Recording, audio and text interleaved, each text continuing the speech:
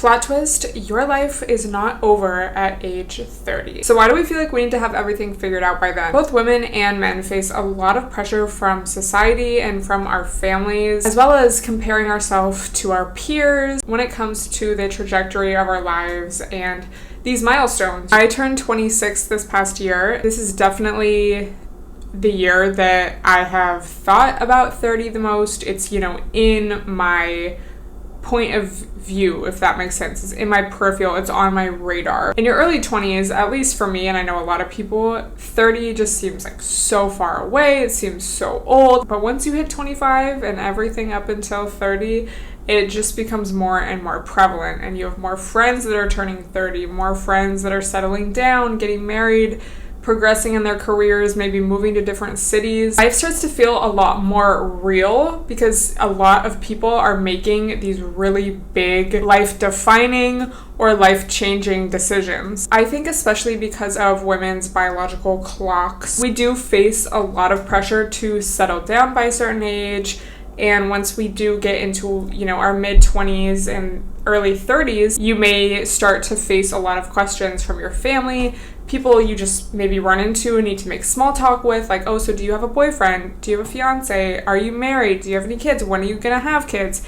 And then even if you are in a relationship or married, I've heard that a lot of couples, especially people that have just been married, that they start feeling a lot of pressure to have kids right away just because their families and, everyone is asking them all the time, like, when are you gonna have kids? God bless the women's movement and feminism for allowing women to have the option to work if that's something that you want to do and, have our own bank accounts and be independent and all of that. However, now we're kind of faced with this double pressure where we want to have certain career goals accomplished, but then we still have the pressure of, either whether you want to settle down or not. I think there's still kind of that pressure from external sources. We want to succeed in our careers and live full lives. It's not like you move out, from your dad's house to now your husband's house, because they're the ones that can sign off on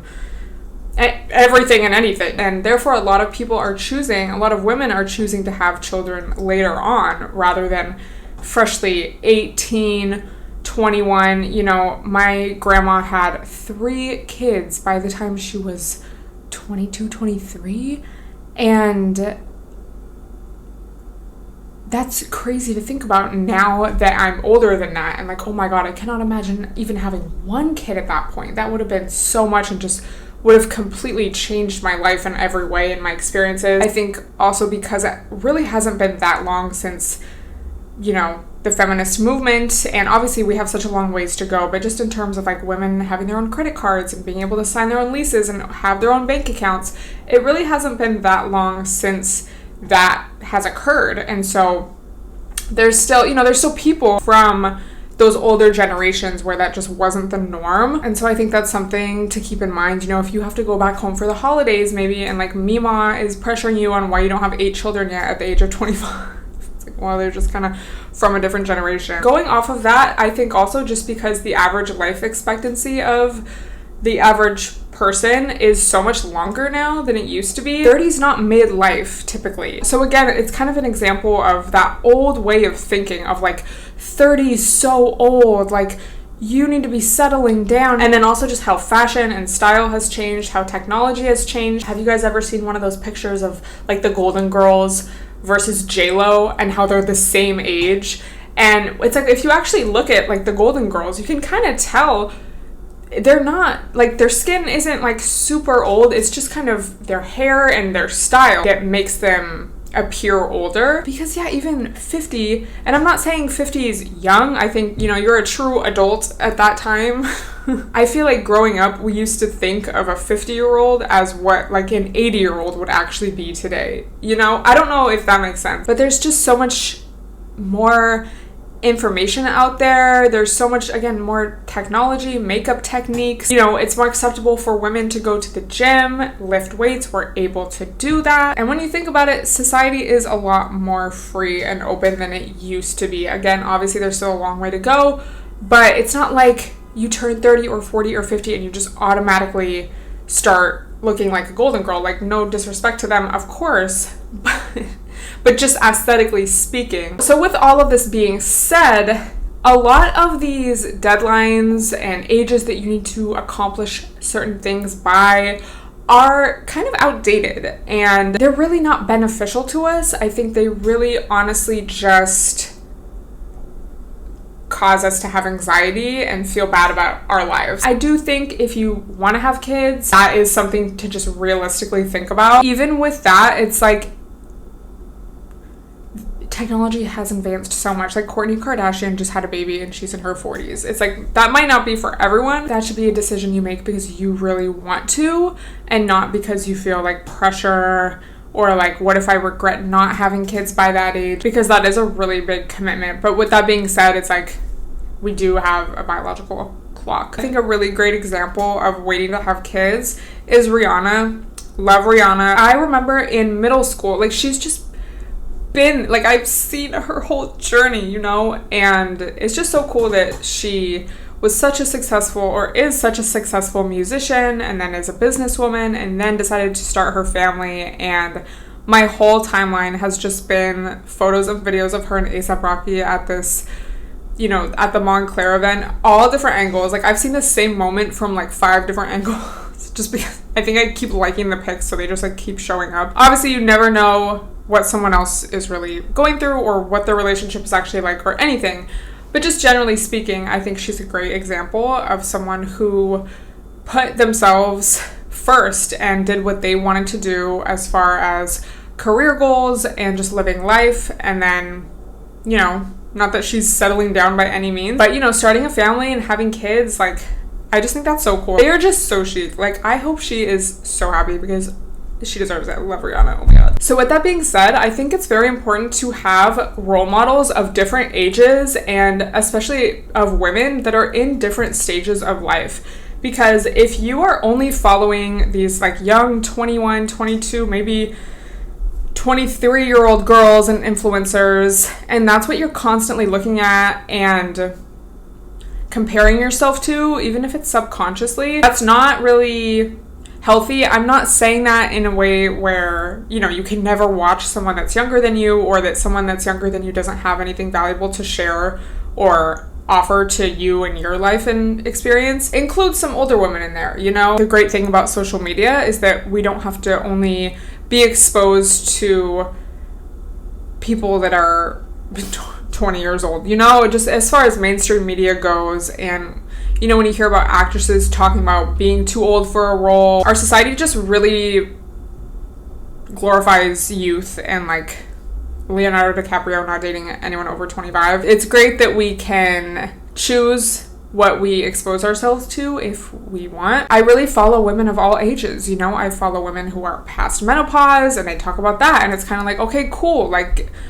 I'm nowhere near that stage of life, but it's kind of nice to have a positive role model and like talking about it and normalizing it, and like that is part of life. I follow people who have kids that are teens. I follow new moms, you know, career businesswomen. Like, it's just important, I think, to get a lot of different viewpoints, because that really makes you feel like less alone on your journey. Because if you're constantly exposing yourself to people, and again, it really doesn't have to be that deep. It's just like when you're scrolling on IG or kind of mindlessly watching IG stories while you're waiting in line, you see how different people, different women are living their lives. And it's not like, yeah, you have to be this super young, like whatever, and that's it. That's all that exists. If you're not doing it this way, you're wrong. If it's just following people of different ages, people who look differently, who just are into different things, have different niches, it will make you feel better about your own journey and path. And that's really the importance of representation, right? Is so that people don't feel alone and people feel represented. I think it's also really important to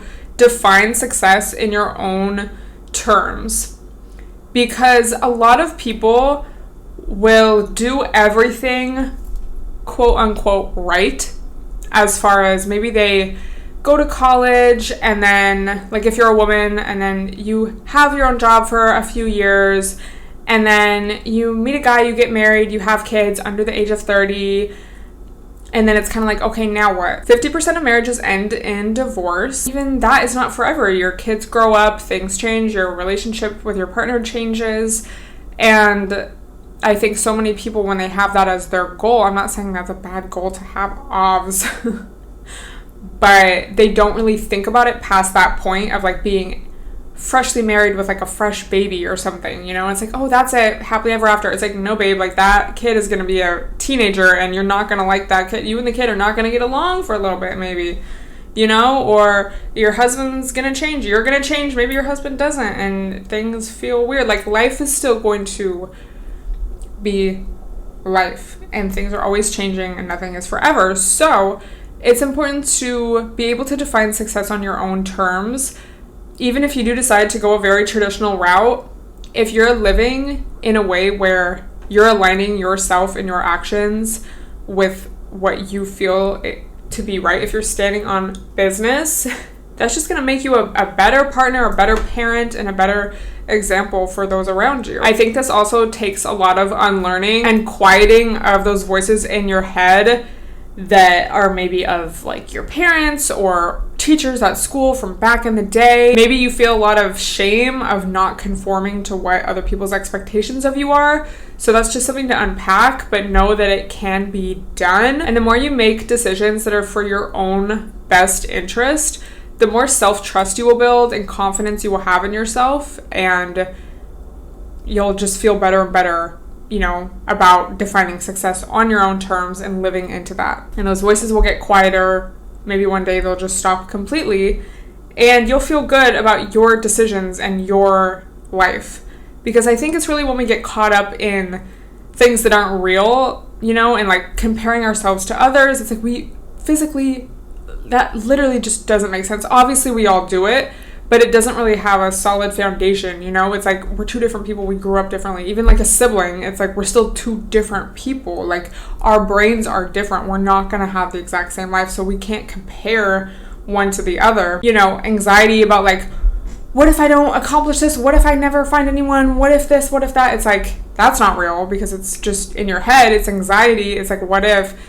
I talked about this in last week's episode, but if you have those what if thoughts, if you're like an anxious girly, it's so important to be able to catch it and start thinking positively. Like, what if things work out? What if I meet someone really amazing this year or at this event? Or what if everything falls into place? And then it's like, yeah, like honestly, that could happen. So I guess with all of that being said, it's like you could do everything right, quote unquote, again, externally, meet everyone's expectations, and still feel depressed and anxious and empty inside and like unsuccessful because you're not living your truth of what you really want. And that could look very traditional. Maybe that's really what you want to do, but you still have to do it in a way that feels best to you. It's going to look different for everyone and be different for everyone. Maybe you have a family member that would rather settle for a dusty because like, oh, at least you'll have a man, rather than wait for someone that's really actually going to be a good partner to you and like is going to benefit your life. Again, this isn't the olden days. A lot of people have this very outdated way of thinking. The thought process is kind of, you need a man. It doesn't matter what kind of man, because that's like literally how women had to survive for a long time, you know, because we just literally weren't allowed to do things on our own or any other way. As long as you're alive, you can start again and you can try again and you can make better decisions and you can realign yourself and you can pivot. Anything is possible. And there's just so many stories of people that, you know, were in the worst possible circumstances and still turn it around for themselves and created a life that they feel really aligned with and that they would define as successful. It's just really important to do some reprogramming. Again, last week I talked about the law of attraction, but just exposing yourself to videos, books, podcasts that are uplifting and motivating, and pay attention to who you follow. Expose yourself to representation of different ages and just women in different phases of life. And just affirm to yourself that, you know, anything's possible. I'm only leveling up and I only want what's best for myself. And then it's easier to see when somebody else isn't aligned. So for example, I've been on my level up journey, you know, and especially when it comes to dating. So I'm able to see when maybe another girly pop isn't on that type of time, and maybe she's kind of a pick-me, and I don't mean this to sound judgmental, when you recognize that someone else maybe is stuck in that old way of thinking, or maybe like when it comes to dating, they're a pick-me, or like their decisions are not aligned with yours and their goal isn't aligned with yours. Like maybe you're talking to someone and you kind of are getting the vibe that their goal is just to get a man or get a husband or whatever, period. And you're like thinking to yourself, well, I want someone who's going to, again, benefit my life, and like I want these things in a partner, and I'm not going to settle for anything other than that. It doesn't matter what this person says to you. Or like, again, if you're going to go back home for the holidays and have to be around family members that are maybe going to give you like a hard time, or like just have uncomfortable, annoying conversations with these outdated versions of thinking, it's like they're not leveled up. And again, I don't say that to be judgmental, because obviously everyone's at a different place in life, but when you can just kind of see, like, it's like you don't have to take it personally, because you just know they have a different perspective than you. Because someone who's leveled up would get it. They'd be like, oh yeah, of course you want to wait to have kids, because you're really, I see how like focused you are in your career right now. Real recognize real. And sometimes you gotta be like, you're looking really unfamiliar, right?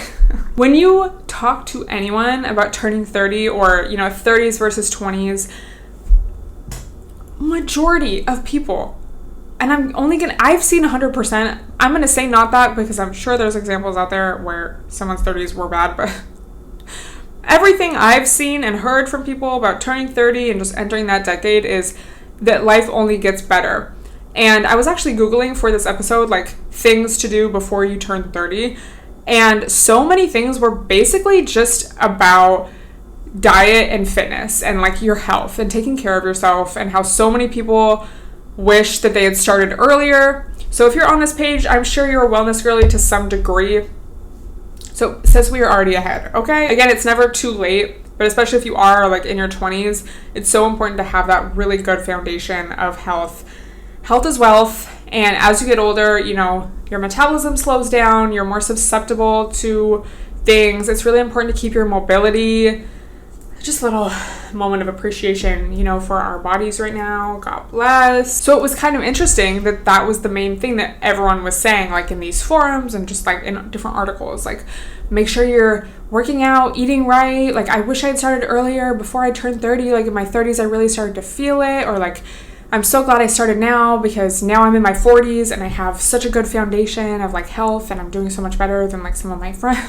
None of it was really career based, or like these milestones of like where you need to be in that regard. A lot of the advice was just about health, because that is something that biologically you're gonna age. One of the main things that I personally notice, I think about a lot when reflecting on my life and stuff, is that I just wish I had done more. One of my main pet peeves and just regrets, I guess, if you could call it that, is wasting time. So I know for myself, throughout the rest of my 20s and, you know, obviously the rest of life, I just want to be aware of that. Like, I don't want to waste time. I want to make the most out of my life, and I think it's just about knowing yourself and knowing your weaknesses. Don't let regrets, or just like, oh, I wish I had done that this way instead of that way, don't keep it in the past. You know, be like, okay, how can I apply that today? Like, how can I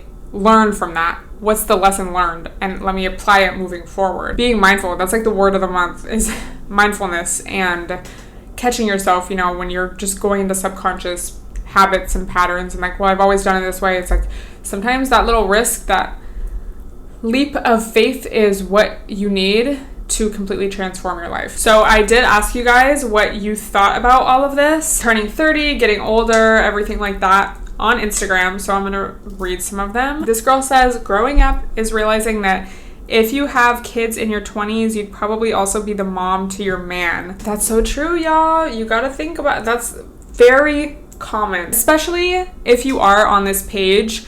You know, we're all about self-help, being the best versions of ourselves, and I think if you're not conscious about it, that can sometimes attract these, let's call them boys, because they are not men, who want a mother figure, or they're basically a dusty, you know. And this is why it's so important to learn how to tap into your feminine energy, specific, like, period, but also specifically when it comes to dating. It really does change the way that you date and the type of men that you attract. If you're used to being very independent, and if you're very on your shit, like, you want to have a good career, like so many women are, you know, you cannot tolerate the dust. Like, you need a man that is even more into it than you. So that's why you gotta play it as far as just like ambition and all of that. So that's why it's so important to know how to tap into your femininity and to let a man be a man. And like, sometimes you gotta play dumb. If you're used to being an independent girly who's on her shit, like, you want to be good at your career, you're into your hobbies, you're just focused on being very well-rounded, if you're not careful, that can attract the dust and the guys that don't have their shit together. So like, in order to balance it out, because you're so on top of it, it's like they're gonna fall off or like not be on top of it because they know that you're gonna make up for it. But thinking of it like a lot of these creators do, and I'm actually gonna have a dating coach on here, and next episode, y'all, I'm gonna have pretty much every episode in November is going to have a guest. So I'm so excited. Sonia's going to be one of them. It's going to be amazing. So this is why it's important to know the tips and tricks, because for some women, I feel like this comes very naturally. I feel like especially if you're like a younger sister, my sister just will know how to do this stuff. But if you're especially an older sister, you know, we've had to tough it out ourselves and figure things out ourselves. So sometimes you need those little tips and tricks. Like, can I just tell y'all some insider tea, babes? And it's so dumb. You know, I can like drill some stuff into the wall, but it's never like that good. You know, like, I'm not gonna lie. I'm really good at building furniture. Like, I'm so good at it. It's like a meditation to me. But drilling in the wall, I don't even think I have all the proper tools, whatever. So my curtain fell because obviously I didn't drill it right the first time. And it was like hanging on by a thread, but if it's like, okay, if I don't move it that much when I pull the curtain, like, it's fine. Anyway, it fell, so I was like trying to redo it, and I was getting so annoyed. I posted, I was like, LOL. Took a picture of the effed up screw and like my hammer and like, oh man, like my cute little nails. And I posted it on my story, and can I just tell you the amount, I knew what I was doing. The amount of bros that replied to that, like, oh, I'll help you. Like, oh, I got you. Like, do you need my help? Like, let me know if you need me help. Like, and it's just like, past me not being aware, would have probably like posted the finished result, like, look how I just drilled my new curtain. And there's nothing wrong with that, but sometimes it's like that can attract the dust, and sometimes a man just wants to be a man. Obviously you don't want a man that literally thinks that you're stupid or that wants you to be stupid, but I do feel like a lot of the times women are so capable that you need to be aware of that, because you want a man to like be helpful to you. You don't want to have to parent a man. I would say that's something that comes with age, but it's like you could be in your 20s, and there's a lot of guys in their 20s, honestly, that want to be a man. And I feel like I've low-key seen where a girl will date a younger guy, which I don't know if that's for me. I'm a little older, but the younger guy wants to like prove themselves, so they'll be extra like masculine and want to like so I don't think this is so much an age thing as just like a peeping game. And yes, as you grow up, you're more likely to peep game. But it's like there are men that are in their 40s and 50s that still act like this. Do y'all ever see the LOL, my grandma's talking about her boyfriend, and like the boyfriend's acting like how some of these 20-year-old guys are acting? So it's more so about the energy that you're putting out there that you're receiving, you know, in return. This girl says, the biological clock is always at the back of my mind, but I still want to achieve all my goals first. Girl, same. This is something I was talking about with my sister like last week, and I was like, it's kind of crazy. I feel like I'm like missing the window of being a young mom. And she was like, no, like you still have time. And I was like, I guess, but like there's a lot of people my age that are like on their second or third kid, and no one in my immediate circle, so it doesn't feel like that much pressure, at least yet. But I'm still like, oh my God. And then it's like, oh my God, like time just goes by so quick. But it's like, I feel the same way. Like, I don't really want kids like right now. And for me, I just really wanted to feel right, you know, like I wanted to be with like a guy that was going to be a really good like father and husband and all. And it's like, yeah, I want to live my life first. I mean, obviously you can live your life and have kids, but it does definitely change a lot. And you want to make sure that your husband, okay, can support that. Like, what if you need a nanny because you need to go on your chic businesswoman business trip? Will the camera ever not die? Let me know. Anyway, this girl says, and shout out to this girl, Joanna. She's been asking a lot of really good questions lately and engaging. So shout out to you. I mean, shout out to all these girlies, but her name popped out to me. Please talk about relationships, marriage, and kids. It seems like people settle once close to 30. I would definitely say so. Like, for sure. And that's just a very general statement. That's not like throwing shade at anyone specifically, literally at all. But I do think a lot of people feel that pressure. And again, even if you just look at the statistics of like 50% of marriages end in divorce. And it's like, your life is not over if you get divorced. That's literally what divorce is for a fresh start. Yeah, like, don't make such such life-changing decisions out of pressure, I think is the point. Obviously things happen. Sometimes you accidentally have a kid, whatever. But yeah, no settling. Like, you need to trust your path. And I think if you need to switch the energy up, it's like, just get more aligned with yourself. And once you're very aligned with yourself, you're going to attract the best people and opportunities and circumstances that are aligned with you and what you actually want. Last one, this girl says, realizing at 30, I no longer wish to be a mom. Tea. Dude, you know what's so crazy? Right before the pandemic, I was having literally the most insane baby fever. Like, just physically, I don't even know how to describe it. Like, it was just this feeling of like if you've had baby fever, you know, it wasn't just like I would see a picture of a baby or see a baby and be like, oh my God. But it was like this physical, like, craving to like hold a baby, and just like, I just was thinking about it so much. And then the pandemic happened and that feeling like went away.